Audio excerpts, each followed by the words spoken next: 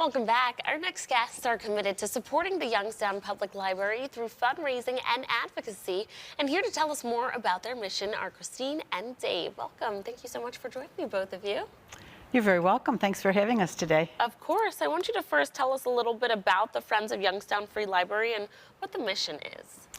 Well, the Friends of the Youngstown Free Library is a volunteer board that supports the library through fundraising in order to allow the library to function more fully in terms of resources that we may not have, the library may not have from other sources. So we fundraise mainly to purchase books and to make sure that the library is there for the entire community. Nice. And we are part of the Neoga library system, so that we're not just a standalone library. We are part of the Neoga library system. Okay.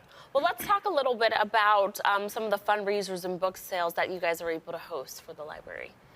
We are in our semi-annual book sale is coming up in another week, and it's all volunteer.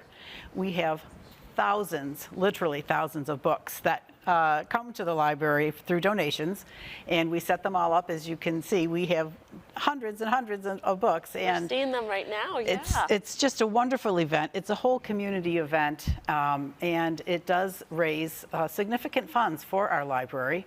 We also had a Victorian tea last month, or in October, to support the library, and that generated a lot of money so that we could purchase books, we purchased, we have Wi-Fi in the library that you can come and, do research if you need your Wi-Fi. We have subscriptions to the Old Fort Niagara. We have membership to the aquarium.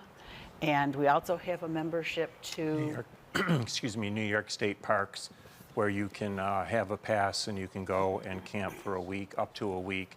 The aquarium and the Fort Niagara passes are for 7 days, so they're family passes that you can borrow at the library. Nice. We have hotspots that you can borrow, that you can use if you don't have Wi-Fi at home or if you're traveling. And what we're trying to do with the library is go from just being just a library to a community service center, so that people can come in and use many of the things that aren't available just at a library.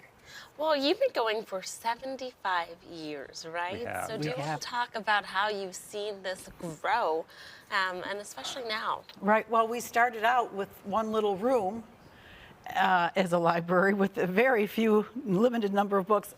Dave nor I were there 75 years ago, thank heavens. Yeah. But we have seen it grow now into an entire two floors of books. And we have a dedicated children's room with a huge full-size canoe that our children can come in and big stuffed fish pillows, and they can kind of sit in the canoe and read their books, and they feel very comfortable and cozy. So we've seen it grow just from a one room to a two-floor library, and with all of our other available. The important thing, excuse me for interrupting. Sure. The important thing is that we're moving from just a physical book collection to digital services. Hoopla is one of the digital services where you can borrow books. We have audio tapes. We have these play things for children that they can use it for music. But we have to continue to move into the future where we can be available for things other than just books. That's right. And Christine, you mentioned it, but this group is all volunteers. It is all volunteer. Yeah. We have a very dedicated group who sit on the Friends of the Library board, and it's simply a matter of knowing that your community is better when your library is better. And that's what works. And they always say that it takes a village to raise a child. Yeah. Well, it also takes a village to raise a library. And we all do our bit, whether it's a small piece or a large piece. We all volunteer and do what we can so that our community is vibrant, and like Dave says, moving into the next century. It's very important for our children to be able to know that they're important and that reading is important. Yes. In their lives. And so we do specific children's programming, especially in the summertime. We have all kinds of scavenger hunts and things like that they can do to encourage them to read. So. Well, how can our viewers support your efforts and what you guys are trying to do? Well, we'd love for them to come down to the book sale November 5th, 6th, and 7th. Correct. And just come and browse around and see what we have in our book sale. That's the main focus of our fundraiser, is to get as many sales as we can. And you might just find an interesting topic that you've never thought about looking at before. We have tons of genres, and we have it's just a great time to come and meet your other community members. Absolutely. It is. It's super fun. Christine? We have Super older fun. editions, but we have a lot of newer editions, recent editions also, because there are a lot of people that will read a series of books and then they'll donate them to the library so that they can be borrowed and or purchased by other people.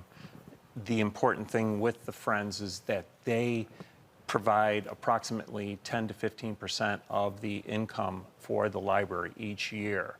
And if we don't have that, then we will not be able to buy some of the books or audio equipment that we are able to provide for loan services. Well, Christine and Dave, thank you so much for coming in and sharing more about what you're trying Thank you. to do. Thank you very much. Thank you for having us on today. Viewers, you can learn more about the upcoming book sale and everything the organization does for the library by visiting their website or connecting with them on Facebook at those links right there on your screen. Thanks again for coming in, you two. Thank you. Thank you very much.